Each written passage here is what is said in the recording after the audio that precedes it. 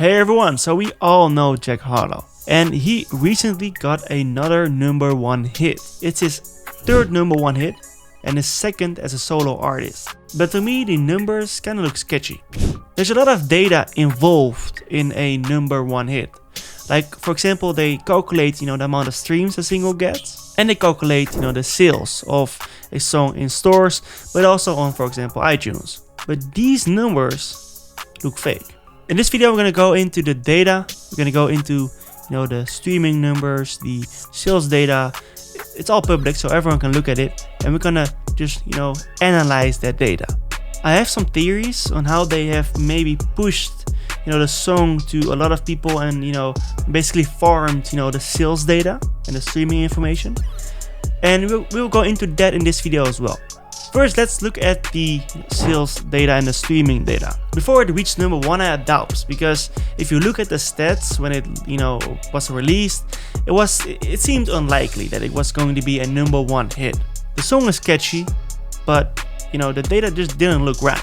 But if you look at the data right now, shout out to the chart experts, they do fantastic work. If you look at the data, it clearly indicates that it's going to be a #1 hit with 20.1 million in airplay, 23.6 million in streams, and 11k in sales. But the streaming numbers were notably high compared to other songs on the chart.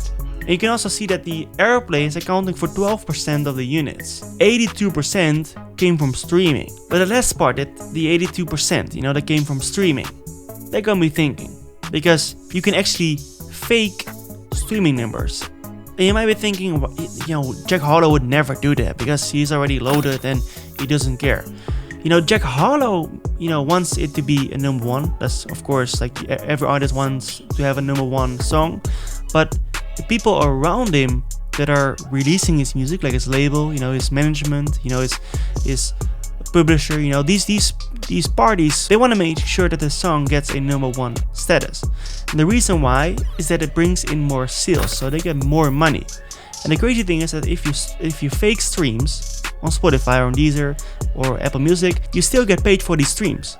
So the fake streams count as real streams. If you look at the hip-hop community, it kind of felt silent. They didn't really talk about the song, and there were no opinions or buzz surrounding it, and it suddenly skyrocketed to #1. This raised questions about whether the demographic had shifted for Jack Harlow, potentially towards a different audience. But let's backtrack it a little bit.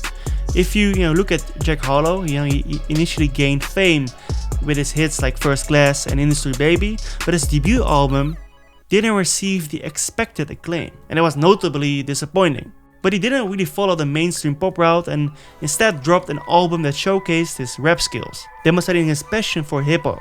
This album, Came Home, The Kids Miss You, didn't receive as much attention as it deserved, despite its lyrical prowess. It seemed more like Atlantic Records needed to introduce Jack Harlow to a broader mainstream audience. And maybe that's the reason why they released that hit. This song feels more like a strategic move to rekindle his mainstream appeal. It's a win-win situation where the label get their hit, mainstream fans get their catchy track, and Jack Harlow gets back in the spotlight. I actually can't confirm any ghostwriting accusations towards Jack Harlow. I have immense respect for Jack Harlow's talent and artistry. Like his flows are on point, the whole song is a vibe. Even if you don't like, that it's like commercial and mainstream, the song itself is, really well produced, first of all, and his flow on the beat is really, really good. But now the big question, what's next for Jack Harlow? He has a #1 hit. What will he do next? Is it going to be more hip-hop like his first album, or is it going to be more mainstream? That's the cool thing about being an artist, you can decide which path you go on to.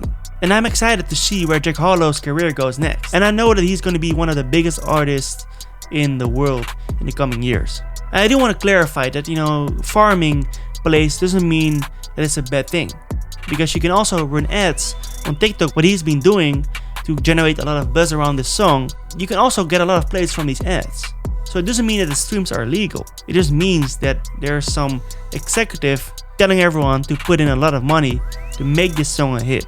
But then again, you also need a good song to make it a hit. I'm curious, what Jack Harlow will do next. I'm curious what you think about it.